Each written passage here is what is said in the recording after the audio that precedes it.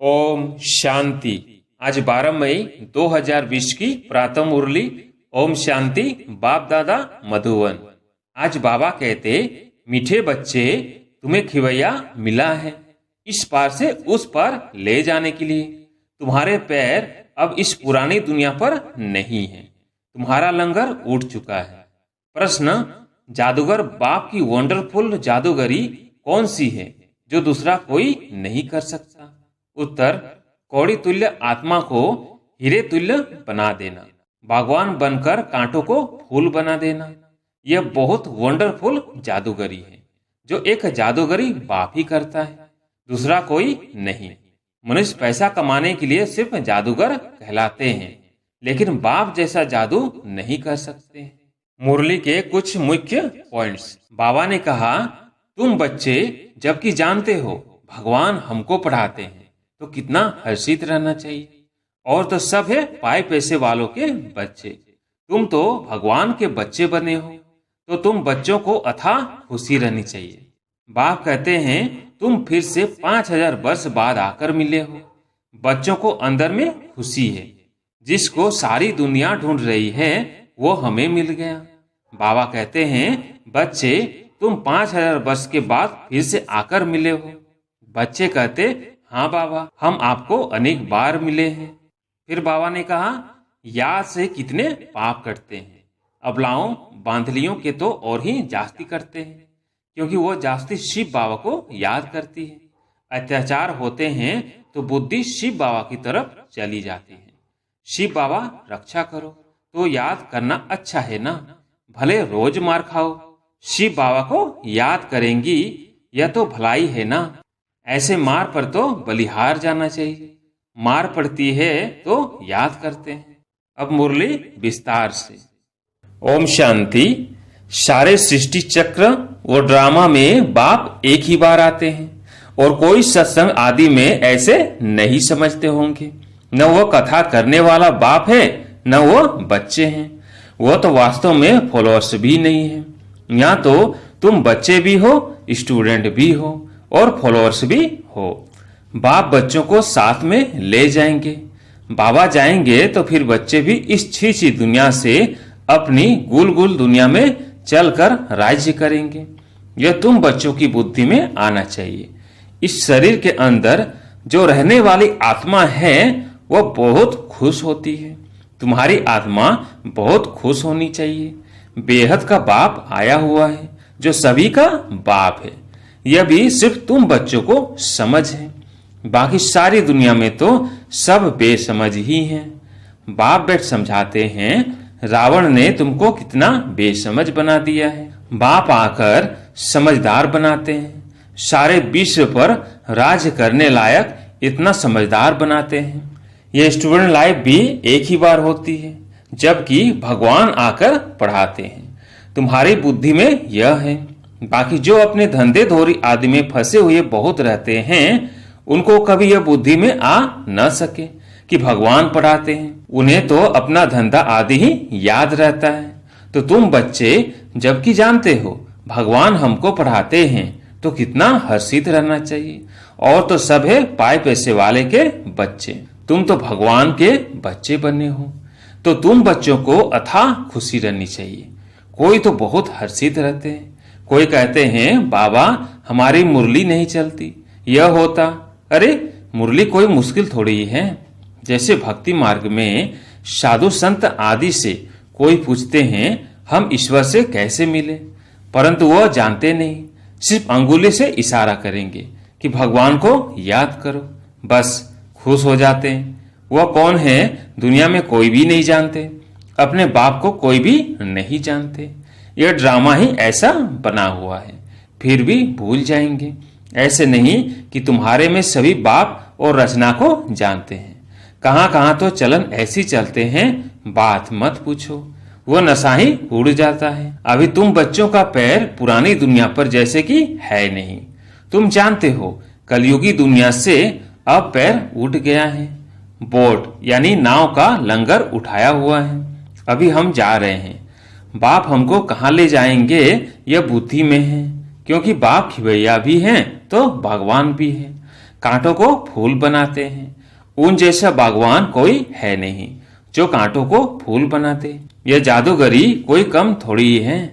कौड़ी तुल्य आत्मा को हीरे तुल्य बनाते हैं। आजकल जादूगर बहुत निकले हैं। यह है ठगों की दुनिया। बाप है सदगुरु, कहते भी हैं सदगुरु अकाल, बहुत धुन से कहते हैं। अब जबकि खुद कहते हैं सदगुरु एक है, सर्व का सदगति दाता एक है, फिर अपने को गुरु क्यों कहलाना चाहिए? न वो समझते हैं न लोग ही कुछ समझते हैं। इस पुरानी दुनिया में रखा ही क्या है? बच्चों को जब मालूम होता है बाबा नया घर बना रहे हैं, तो ऐसा कौन होगा जो नए घर से नफरत, पुराने घर से प्रीत रखेंगे? बुद्धि में नया घर ही याद रहता है। तुम बेहद बाप के बच्चे बने हो तो तुम्हें स्मृति रहनी चाहिए कि बाप हमारे लिए न्यू वर्ल्ड बना रहे हैं। हम उस न्यू वर्ल्ड में जाते हैं। उस न्यू वर्ल्ड के अनेक नाम हैं, सतयुग, हेवन, पैराडाइज, बैकुंठ आदि। तुम्हारी बुद्धि अब पुरानी दुनिया से उठ गई है, क्योंकि पुरानी दुनिया में दुख ही दुख है। इसका नाम ही है हेल, कांटों का जंगल, रौरव नर्क, कंसपुरी। इनका अर्थ भी कोई नहीं जानते। पत्थर बुद्धि है ना। भारत का देखो हाल क्या है। बाप कहते हैं इस समय सब पत्थर बुद्धि है। सतयुग में सब है पारस बुद्धि, यथा राजा रानी तथा प्रजा। यहाँ तो है ही प्रजा का प्रजा पर राज्य, इसलिए सबकी स्टैंप बनाते रहते हैं। तुम बच्चों की बुद्धि में यह याद रहना चाहिए, उच्च से उच्च है बाप। फिर सेकंड नंबर में उच्च कौन है? ब्रह्मा विष्णु शंकर की तो कोई ऊंचाई नहीं है। शंकर की तो पहर वाइस आदि ही कैसी बना दी है। कह देते हैं वो भांग पीते, धतूरा खाते। यह तो इंसल्ट है ना। यह बातें होती नहीं। यह अपने धर्म को ही भूले हुए हैं। अपने देवताओं के लिए क्या क्या कहते रहते हैं, कितनी बेइज्जती करते हैं। तब बाप कहते हैं मेरी भी बेइज्जती, शंकर की, ब्रह्मा की भी बेइज्जती। तब बाप कहते हैं मेरी भी बेइज्जती, शंकर की, ब्रह्मा की भी बेइज्जती। विष्णु की बेइज्जती नहीं होती। वास्तव में गुप्त उनकी भी करते हैं, क्योंकि विष्णु ही राधे कृष्ण है। अब कृष्ण छोटा बच्चा तो महात्मा से भी उच्च गाया जाता है। यह ब्रह्मा तो पीछे संन्यास करते हैं, वह तो छोटा बच्चा है ही पवित्र। बाप आदि को जानते नहीं, तो ऊंच से ऊंच है शिव बाबा। फिर भी विचारों को पता नहीं है कि प्रजापिता ब्रह्मा कहाँ होना चाहिए। प्रजापिता ब्रह्मा को दिखाते भी शरीरधारी है। अजमेर में उनका मंदिर है। दाढ़ी मूछ देते हैं ब्रह्मा को, शंकर व विष्णु को नहीं देते। तो यह समझ की बात है। प्रजापिता ब्रह्मा सूक्ष्म वतन में कैसे होगा? वो तो यहाँ होना चाहिए। इस समय ब्रह्मा की कितनी संतान है? लिखा हुआ है प्रजापिता ब्रह्मा कुमार कुमारियां इतने ढेर हैं, तो जरूर प्रजापिता ब्रह्मा होगा। चैतन्य है तो जरूर कुछ करते होंगे। क्या प्रजापिता ब्रह्मा सिर्फ बच्चे ही पैदा करते हैं या और भी कुछ करते हैं? भल आदि देव ब्रह्मा, आदि देवी सरस्वती कहते हैं, परंतु उनका पाठ क्या है यह किसको भी पता नहीं है। रचता है तो जरूर यहाँ होकर गया होगा। जरूर ब्राह्मणों को शिव बाबा ने अडॉप्ट किया होगा, नहीं तो ब्रह्मा कहाँ से आए? यह नई बातें है ना। जब तक बाप नहीं आया है तब तक कोई जान नहीं सकते। जिसका जो पाठ है वही बजाते हैं। बुद्ध ने क्या पाठ बजाया, कब आया, क्या आकर किया, कोई नहीं जानते। तुम अभी जानते हो। क्या वो गुरु है, टीचर है, बाप है? नहीं, सदगति तो दे न सके। वह तो सिर्फ अपने धर्म के रचता ठहरे।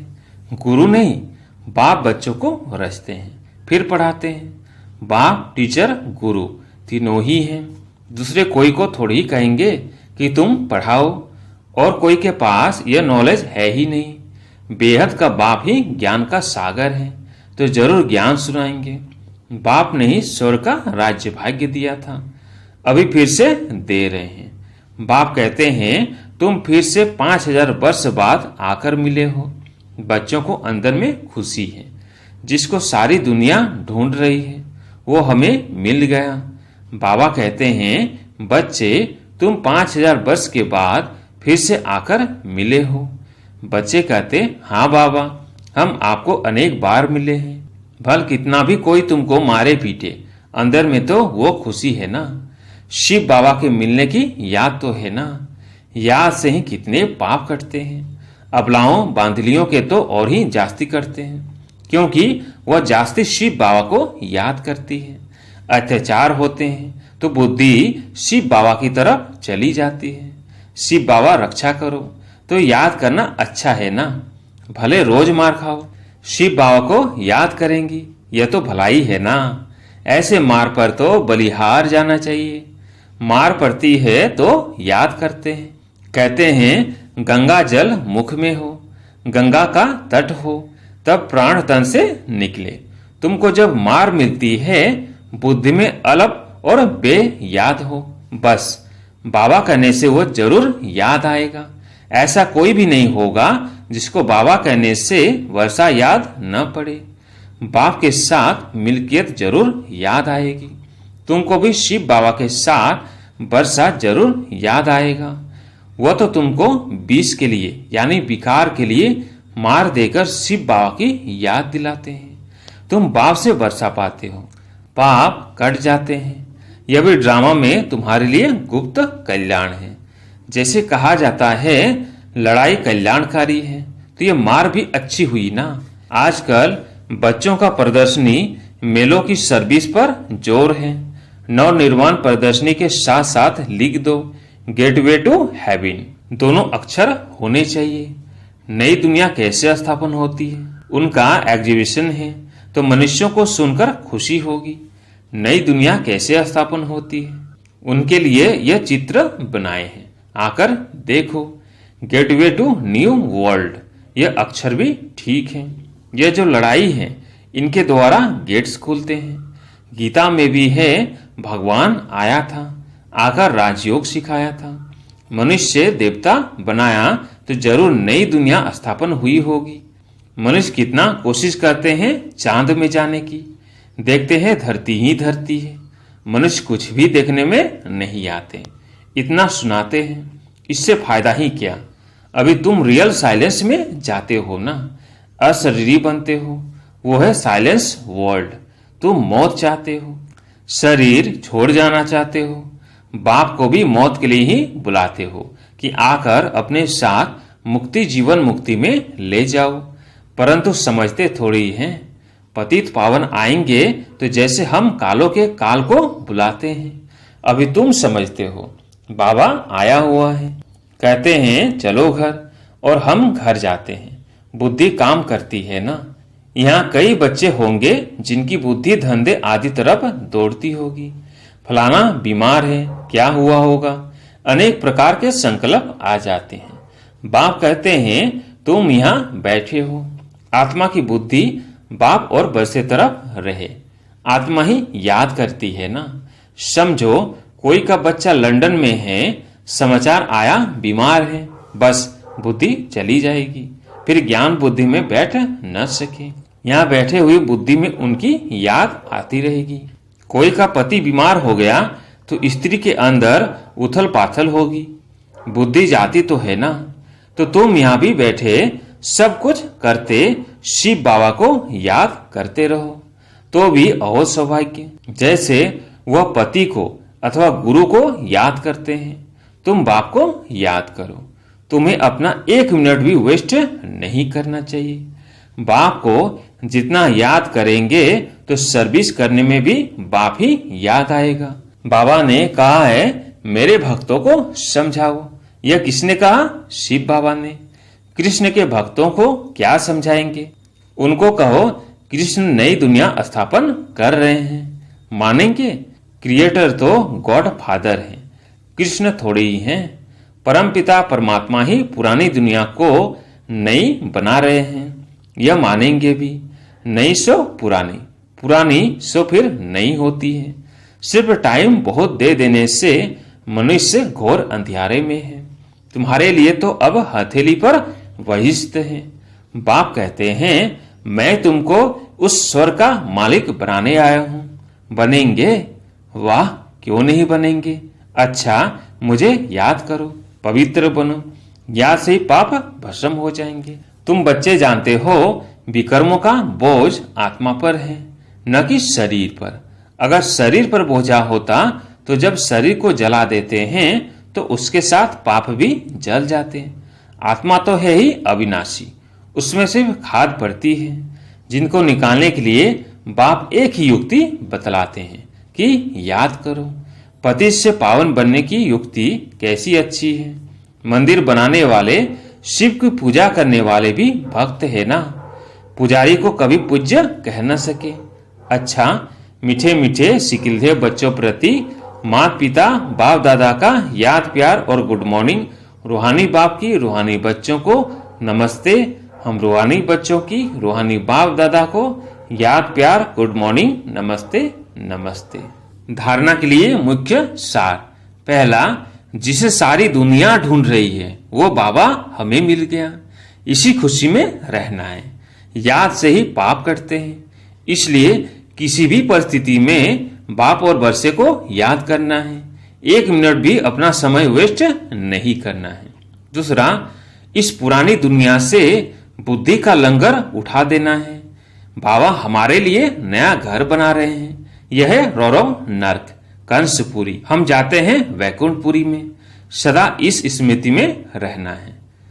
आज प्यारे मीठे बाबा का वरदान है, चलते फिरते फरिश्ते स्वरूप का साक्षात्कार कराने वाले साक्षात्कार मूर्त भव। चलते फिरते फरिश्ते स्वरूप का साक्षात्कार कराने वाले साक्षात्कार मूर्त भव। जैसे शुरू में चलते फिरते ब्रह्मा गुम होकर श्री कृष्ण दिखाई देते थे, इसी साक्षात्कार ने सब कुछ छुड़ा दिया। ऐसे साक्षात्कार द्वारा अभी भी सेवा हो। जब साक्षात्कार से प्राप्ति होगी तो बनने के बिना रह नहीं सकेंगे। इसलिए चलते फिरते फरिश्ते स्वरूप का साक्षात्कार कराओ। भाषण वाले बहुत हैं, लेकिन आप भाषण देने वाले बनो, तब समझेंगे ये अल्लाह लोग हैं। स्लोगन, सदा रूहानी मौज का अनुभव करते रहो तो कभी भी मूंझेंगे नहीं। ओम शांति।